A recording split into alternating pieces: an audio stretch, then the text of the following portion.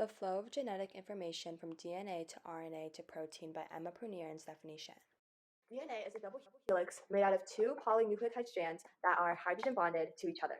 Polynucleotides are made out of nucleotides bonded by covalent bonds. A nucleotide is made out of a phosphate group, simple sugar, deoxyribose in DNA, and ribose in RNA. Deoxyribose lacks an oxygen where ribose has, and a nitrogenous base. DNA has 4 nitrogenous bases: adenine, guanine, cytosine, and thymine. Thymine and cytosine are pyrimidines, and adenine and guanine are purines. A gene is a section on a DNA molecule that can have the instructions for making proteins. DNA, inherited by an organism, controls the organism's phenotype by dictating the synthesis of proteins. This occurs via the chain of command, which originates from a gene. The gene serves as a template for the new mRNA, and the mRNA dictates the linear sequence of amino acids in a polypeptide. Proteins form from polypeptides, and these proteins determine the appearance and capabilities of the cell/organism. Transcription. Transcription is a complex process where a DNA segment is copied into RNA and is the starting process for protein synthesis. Background. DNA is found in the nucleus of a cell and is enclosed by a nuclear membrane. DNA is wound up in a double helix while RNA is a single strand. Both DNA and RNA are nucleic acids that are composed of nucleotides.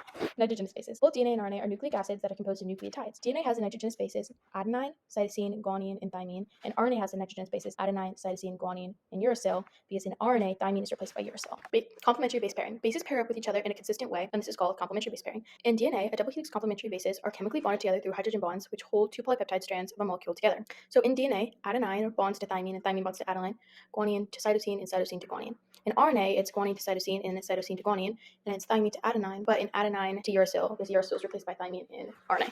Transcription initiation. Transcription starts with a process called initiation. During initiation, RNA polymerase, which is an enzyme, binds to the promoter and unzips the double helix and starts synthesizing RNA from 3' to 5'. It is essential that the promoter is present in the process of initiation because lacking a promoter can affect the efficiency of RNA polymerase binding. Transcription elongation. The RNA polymerase adds new RNA nucleotides on a template strand of DNA while the other strand is unused. In the making of mRNA, RNA nucleotides following the base pairing rules, adenine to thymine in a double bond and guanine to cytosine in a triple bond.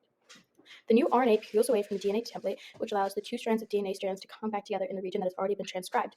The growth of the RNA strand is called elongation. The mRNA only transcribes the gene and not the entire DNA. Transcription termination. On the DNA, there's a start-stop codon to mark the beginning and end of a gene. When the RNA polymerase reaches the terminator that marks the stop codon, the polymerase molecule detaches from the newly made RNA strand of the gene. RNA splicing, the process of cutting and pasting. First, introns, which are non-coding regions of a gene, are removed from the newly made mRNA. Then exons, which are the coding regions that are left behind after the introns are taken out, are joined together, resulting in an mRNA molecule which have the coding regions, which are the extrons, to produce an mRNA molecule with continuous coding sequence in order to enable translation of an mRNA into a protein.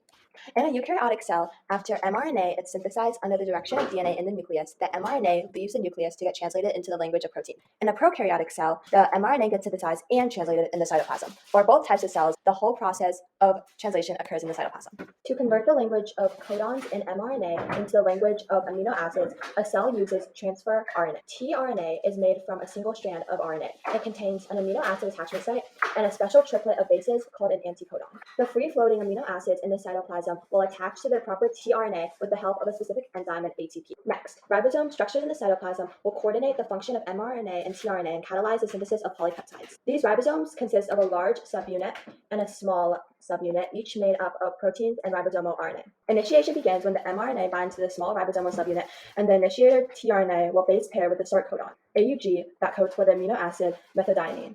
Then the large ribosomal subunit will bind to the small subunit to create a functional ribosome, and the tRNA fits into the P site. Afterwards, elongation takes place. At the A site, the next mRNA codon will base pair with its complementary anticodon on the tRNA. The amino acid or polypeptide chain on the tRNA in the P site will form a polypeptide bond with the amino acid on the tRNA in the A site. A peptide bond is a chemical bond that is specifically for proteins, and it is a covalent bond. This means that it is very strong. Next, the P site tRNA detaches the ribosome, and the A site tRNA will translocate to the P site. This means that the mRNA and tRNA stay hydrogen bonded and move together. This process of elongation repeats until a stop codon attaches to the ribosome's A site. Stop codons do not code for amino acids but act as signals to stop translation.